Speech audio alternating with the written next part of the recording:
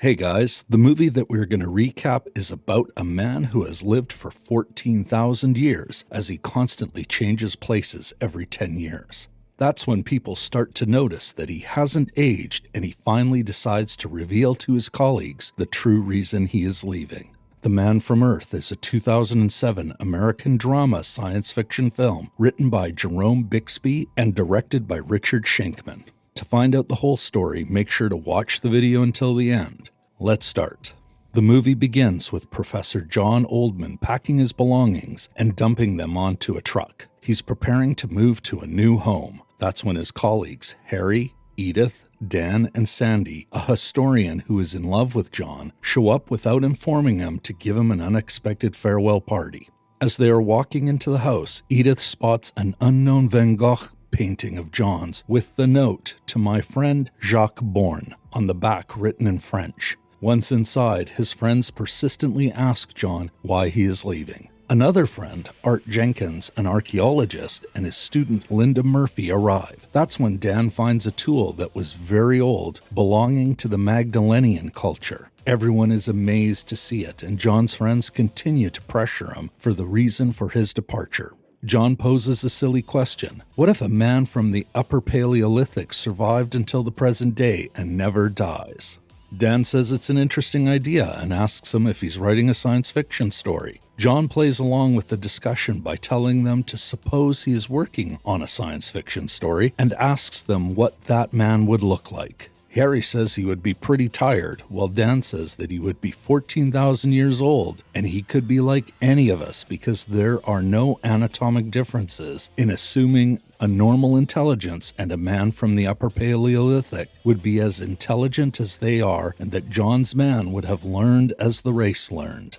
Linda asks what would keep him alive, to which Harry, who's a biologist, says that a human body is designed and can live for 190 years. However, in science fiction terms, if a human body functioned perfectly, then he could live for thousands of years because in 24 hours, all the cells in the pancreas are changed, stomach lining in 3 days, and the whole body in 7 years. As the film progresses, John slowly reveals that he is the caveman under discussion when he mentions that he was given a chance to sail with Christopher Columbus in the 15th century. John's colleagues look surprised as Harry says, "You're a very old Cro-Magnon living until the present." That's when John makes a weird sound and everyone starts laughing. Later, John continues with the revelation with a recollection of the terrain of prehistoric Earth and John's origins, which happens to be roughly 14,000 years ago. John reveals that he once was Jacques Borne, a friend of Van Gogh's, and he is now moving on since some people have noticed his lack of aging. He then tells the group that he aged until about 35 years and then stopped. He doesn't remember everything, but he remembers the high points, the low points, and the trauma of getting chased as he won't die. So, to cope with that, he got the hang of changing groups and got the idea of periodically moving on. The first 2,000 years were cold. It was warmer at lower terrains, but with time, glaciers started melting and the sea started to get visible. The continents were then separated by the rising seas. His colleagues refused to believe his story, but accept it as a working hypothesis in order to glean his true intentions.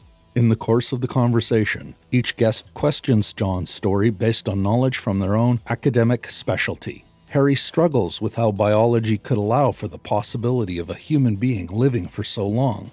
Art then says he can find all this in any textbook. John then tells them that through books he was able to recollect his memories, since it is impossible to remember everything for 14,000 years. As they take a break from the discussion, Art, who is concerned about John's sanity, telephones another friend, Dr. Will Gruber, an elderly psychologist, explaining the odd situation and asks him to come over right away. John begins moving his stuff out when Sandy tells them that she loves him, asking him if he could love her back. John says that he adores her and cares for her. He then tells her now that she knows all about him. If they take things further, she is the one who will grow old, but he won't. Sandy then tells them that there's deaths, illness, and acts of God. No one knows how long they have, and she'll take whatever John will give. John says 10 years. As they enter back into the house, Harry grabs him from behind, but John manages to defend himself. He then asks Harry why he did that, to which Harry said that he wanted to check John's reflexes. Harry then tells them that he and the others still have questions. They want to know if he still remembers any of his original language. John says that he remembers a little, but one thing hasn't changed. He looks at Sandy and gives a great wolf whistle. Soon after that, Linda asks if he has done any cave art. John tells her that a friend used to do a pretty good drawing of the animals they hoped to find to eat. They hunted reindeer and mammoths, but as the climate changed, they got the idea of growing food rather than gathering it. That's when they began raising animals rather than hunting them. John then tells them that he eventually headed to the east, thinking it might be warmer. He got curious about the world. That's when he got the hang of moving alone and fitting wherever he wanted to. It was somewhere around the beginning of the Bronze Age. He followed the trade routes from the east, traded copper and tin, learning new languages as he went. John then says he is not a follower of a particular religion. All the places that he went, everyone had new gods, myths, creations, so different that he finally realized that it was all a lie. John relates he was a Sumerian for 2,000 years. John reveals that moving on was easier as a hunter-gatherer, difficult as villages merged, tougher in city-states where authority was centralized. It seemed as though he was always moving on. That's when he learned some tricks and even faked his death a couple of times. He continued east to India, where he luckily met the Buddha, the most extraordinary man he has ever known. He taught him things that he never thought about before, so he studied with him until he died. Even though John never told the Buddha, he knew there was something different about John. Art asks him the reason why he's telling all this to them when they could tell this to everyone. John says that it would vanish in disbelief, as no one will believe him. Even if he makes them believe in a month, they wouldn't. Some would call him a psycho, and some might get angry at him. That's when Dr. Will Gruber, the psychiatry professor, arrives at Art's request. Will asks John a bunch of questions. At first he asks him how he knew that he was a caveman. John replied that he was a Cro-Magnon. Will then asked him if he has ever been sick in this enormous lifetime, to which John says that in prehistory, he can't tell. Maybe pneumonia once or twice. But in the last 100 years, he got typhoid, yellow fever, smallpox, and that he has survived the Black Plague. Dan then asks him if he has studied a great deal, to which John tells him that he has all the degrees that each one of them have, except Will's. That's over a span of 170 years. He got his biology degree in 1840 at Oxford University.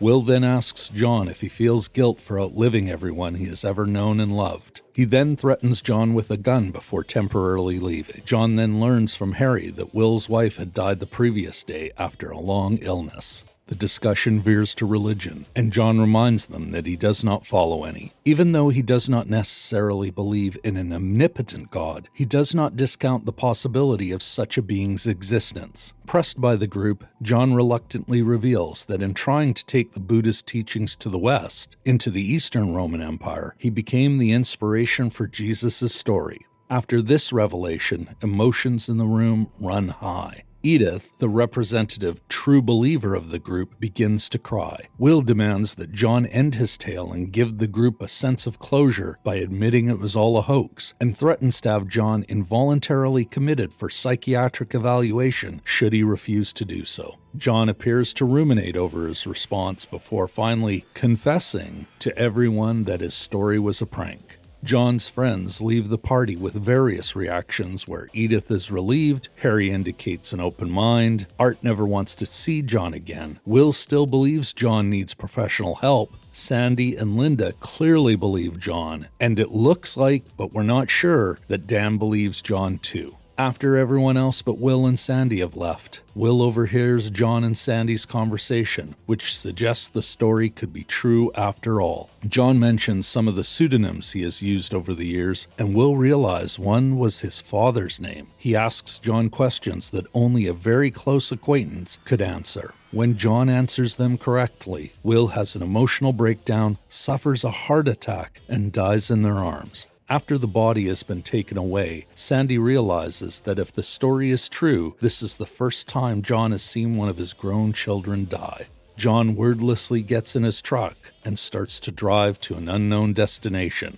Having apparently reconsidered, he stops and waits for Sandy, who walks over to the truck. This is it for today's video. Make sure to like the video and subscribe to the channel. See you next time.